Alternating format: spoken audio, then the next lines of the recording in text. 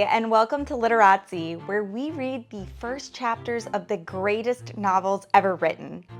My name is Sophie, and today we'll be reading Murder on the Orient Express by Agatha Christie. If you'd like to purchase a copy of this beautifully rendered book, it's available in the link in the description below, and it's a great way to support our channel. So, without further ado, let's get into it. Chapter 1, Part 1. The Facts. 1. An important passenger on the Orient Express. It was 5 o'clock on a winter's morning in Syria. Alongside the platform at Aleppo stood the train grandly designated in railway guides at the Orient Express. It consisted of a kitchen and a dining car, a sleeping car, and 2 local coaches. By the step leading up into the sleeping car stood a young French lieutenant, resplendent in uniform, conversing with a small, lean man, muffled up to the ears, of whom nothing was visible but a pink-tipped nose and 2 points of an upward-curled moustache. It was freezingly cold, and this job of seeing off a distinguished stranger was not one to be envied, but Lieutenant Duboche performed his part manfully. Graceful phrases fell from his lips in polished French. Not that he knew what it was all about. There had been rumors, of course, as there always were in such cases. The general, his general's, temper had grown worse and worse. And there had come this Belgian stranger, all the way from England, it seemed. There had been a week of curious tensity, and then certain things had happened. A very distinguished officer had committed suicide. Another had resigned. Anxious faces had suddenly lost their anxiety. Certain military precautions were relaxed. And the general, Lieutenant Duboche's own particular general, had suddenly looked 10 years younger.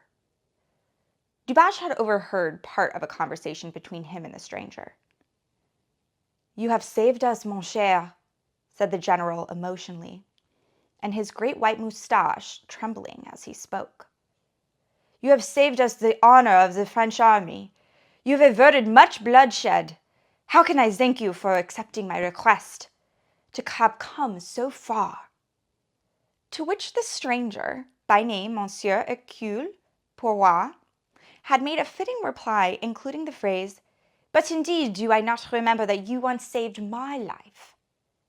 And then the general had made another fitting reply to that, disclaiming any merit for that past service. And with more mention of France, of Belgium, of glory, of honor, and of such kindred things that they had embraced each other heartily, and the conversation had ended. As to what it had been all about, Lieutenant Duboche was still in the dark, but to him had been delegated the duty of seeing off Monsieur Poirot by the Orient Express, and he was carrying it out with all the zeal and ardor befitting a young officer with a promising career ahead of him. "Today is Sunday," said Lieutenant Duboche. "Tomorrow, Monday evening, you will be in Stamboul."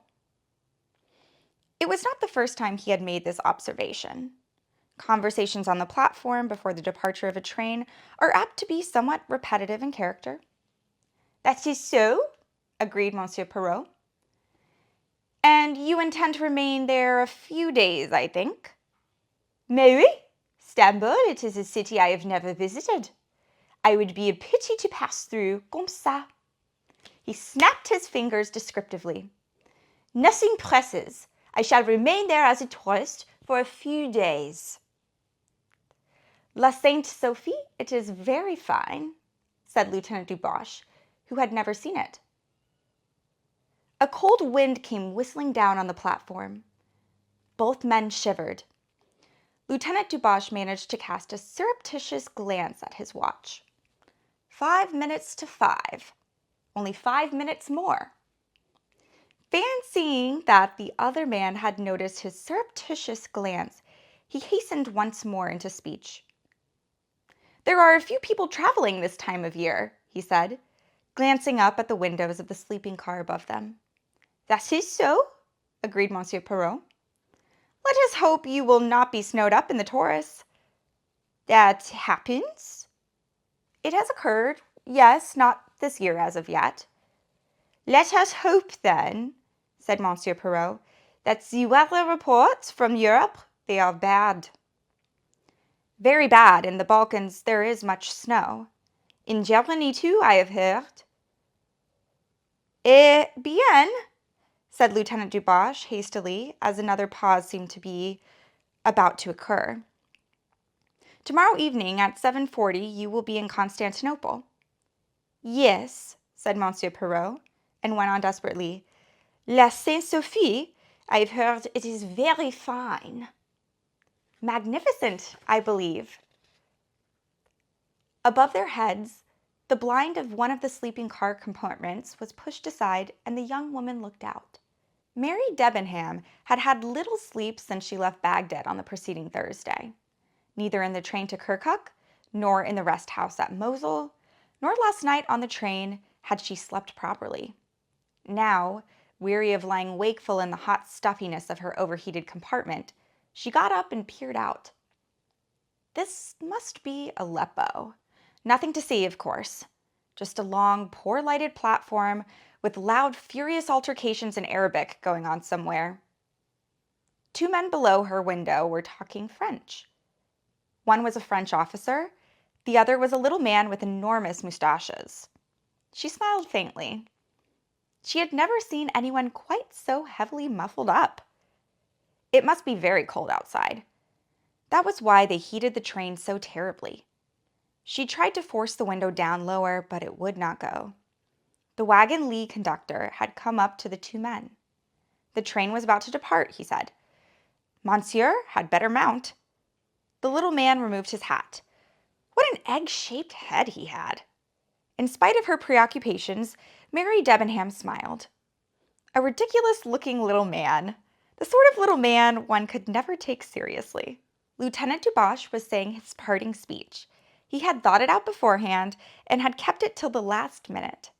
It was very beautiful, polished speech. Not to be so outdone, Monsieur Poirot replied in kind. En voiture, monsieur, said the wagon Lee conductor. With an air of infinite reluctance, Monsieur Poirot climbed aboard the train. The conductor climbed after him. Monsieur Poirot waved his hand. Lieutenant Dubois came to salute. The train, with a terrific jerk, moved slowly forward. Enfin, murmured Monsieur Hercule Poirot. Brrr, said Lieutenant Dubois, realizing to the full how cold he was. 2. Voilà, monsieur, the conductor displayed to Poirot with a dramatic gesture the beauty of his sleeping compartment and the neat arrangement of his luggage. The little valise of monsieur, I have placed it here. His outstretched hand was suggestive. Hercule Poirot placed it in a folded note. Merci, monsieur. The conductor became brisk and businesslike. I have the tickets of monsieur. I will also take the passport, please. Monsieur breaks his journey in Istanbul, I understand. Monsieur Poirot assented. There are not many people traveling, I imagine, he said. No, monsieur. I have only two other passengers, both English. A colonel from India and a young English lady from Baghdad. Monsieur requires anything? Monsieur demanded a small bottle of Perrier. 5 o'clock in the morning is an awkward time to board a train. There was still 2 hours before dawn. Conscious of an inadequate night's sleep and of a delicate mission successfully accomplished, Monsieur Poirot curled up in a corner and fell asleep. When he woke, it was 9:30, and he sallied forth to the restaurant car in search of a hot coffee. There was only one occupant at the moment, obviously the young English lady referred to by the conductor. She was tall, slim, and dark, perhaps 28 of age. There was a kind of cool efficiency in the way she was eating her breakfast and in the way she called to the attendant to bring her more coffee, which bespoke a knowledge of the world and of traveling. She wore a dark-colored traveling dress of some thin material eminently suitable for the heated atmosphere of the train. Monsieur Hercule Poirot, having nothing better to do, amused himself by studying her without appearing to do so. She was, he judged, the kind of woman who would take care of herself with perfect ease wherever she went. She had poise and efficiency. He rather liked the severe regularity of her features and the delicate pallor of her skin. He liked the burnished black head with its neat waves of hair, and her eyes cool, impersonal, and gray. But she was, he decided, just a little too efficient to be what he called jolie femme. Presently, another person entered the restaurant car. This was a tall man between 40 and 50, lean in figure, brown of skin, with hair slightly grizzled round at the temples. "The Colonel from India," said Poirot to himself. The newcomer gave a little bow to the girl. "Morning, Miss Debenham." "Good morning, Colonel Arbuthnot." The colonel was standing with a hand on the chair opposite of her. "Any objection?" he asked. "Of course not. Sit down." "Well, breakfast isn't always a chatty meal." "I should hope not, but I don't bite." The colonel sat down. "Boy," he called in peremptory fashion. He gave an order for eggs and coffee. His eyes rested for a moment on Hercule Poirot, but they passed on indifferently. Poirot, reading the English mind correctly, knew that he had said to himself, "Only some damned foreigner." True to their nationality, the two English people were not chatty. They exchanged a few brief remarks, and presently the girl rose and went back to her compartment. At lunchtime, the other two again shared a table, and again they both completely ignored the third passenger. Their conversation was more animated than at breakfast. Colonel Arbuthnot talked of the Punjab, and occasionally asked the girl a few questions about Baghdad, where it became clear that she had been in a post as a governess. In the course of the conversation, they discovered some mutual friends, which had the immediate effect of making them more friendly and less stiff. They discussed old Tommy somebody and Jerry someone else. The colonel inquired whether she was going straight through England or whether she was stopping in Istanbul. "No, I'm going straight on." "Isn't that rather a pity?" "I came out this way 2 years ago and spent 3 days in Istanbul then." "Oh, I see. Well, I may say I'm very glad you are going right through, because I am." He made kind of a clumsy little bow, flushing as he did so. "He is susceptible, our colonel," thought Hercule Poirot to himself with some amusement. "The train, it is as dangerous as the sea voyage." Miss Debenham said evenly that would be very nice. Her manner was slightly repressive. The colonel, Hercule Poirot noticed, accompanied her back to her compartment. Later, they passed through the magnificent scenery of the Taurus. As they looked down towards the Cilician gates, standing on the corridor side by side, a sigh came suddenly from the girl. Poirot was standing near them and heard her murmur, "It is so beautiful. I wish—" "Yes?"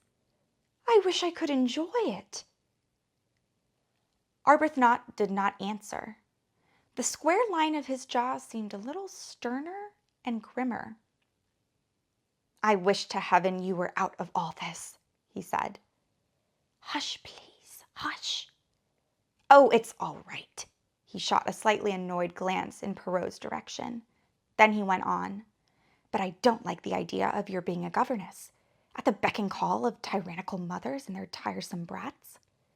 She laughed with just a hint of uncontrol in the sound. "Oh, you mustn't think that. The downtrodden governess is quite an exploded myth.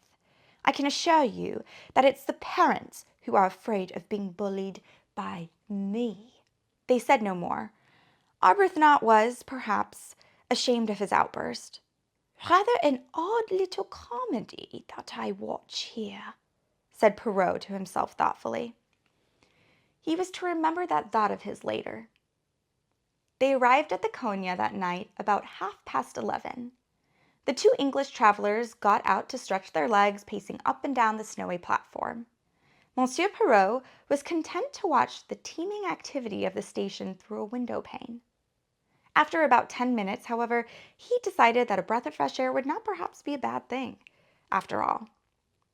He made careful preparations, wrapping himself in several coats and mufflers and encasing his neat boots in goulashes. Thus attired, he descended gingerly to the platform and began to pace its length. He walked out beyond the engine. It was the voices which gave him the clue that the two indistinct figures standing in the shadow of a traffic van. Arbuthnot was speaking. "Mary," the girl interrupted him. "Not now, not now. When it's all over. When it's behind us, then." Discreetly, Monsieur Poirot turned away. He wondered. He would hardly have recognized the cool, efficient voice of Miss Debenham. "Curious," he said to himself. The next day he wondered whether, perhaps, they had quarreled. They spoke little to each other. The girl, he thought, looked anxious. There were dark circles under her eyes. It was about 2:30 in the afternoon when the train came to a halt. Heads were poked out of windows. A little knot of men were clustered by the side of the line, looking and pointing at something in the dining car. Poirot leaned out and spoke to the wagon-lee conductor who was hurrying past. The man answered, and Poirot drew back his head and, turning, almost collided with Mary Debenham, who was just standing behind him. "What is the matter?" she asked rather breathlessly in French. "Why are we stopping?" "It is nothing, mademoiselle. It is something that has caught fire under the dining car. Nothing serious. It is put out. They are now repairing the damage. There is no danger, I assure you." She made a little abrupt gesture, as though she was waving the idea of danger aside as something completely unimportant. "Yes, yes, I understand that, but the time." "The time?" "Yes, this will delay us." "It is possible, yes," agreed Poirot. "But we can't afford delay. The train is due in at 6:55 and one has to cross the Bosphorus and catch the Simplon Orient Express at the other side at 9 o'clock. If there is an hour or two of delay, we shall miss the connection." "It is possible, yes," he admitted. He looked at her curiously. The hand that held the window bar was not quite steady. Her lips were too trembling. "Does it matter to you very much, mademoiselle?" he asked. "Yes, yes, it does. I must catch the train." She turned away from him and went down the corridor to join Colonel Arbuthnot. Her anxiety, however, was needless. 10 minutes later, the train started again. It arrived at Hadapasar only 5 minutes late, having made up time on the journey. The Bosphorus was rough, and Monsieur Poirot did not enjoy the crossing. He was separated from his traveling companions on the boat, and did not see them again. On arrival at the Galata Bridge, he drove straight to the Cotat Lion Hotel.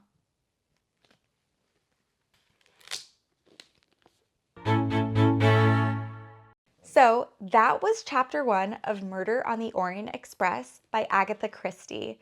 And my immediate thoughts, I'm very curious to learn a little bit more about these two English characters and what they're up to. It seems like there's something suspicious going on, but at this point in time, I'm still not really sure what Monsieur Poirot's role is in all of this. Is he an investigator? Is he like a spy or an agent or something? So we will find out. I'm very curious to learn a little bit more about this story and see how it develops. I'd like to thank you again for joining me to read chapter 1 of Murder on the Orient Express by Agatha Christie. My name is Sophie, and I'll see you next time at the library.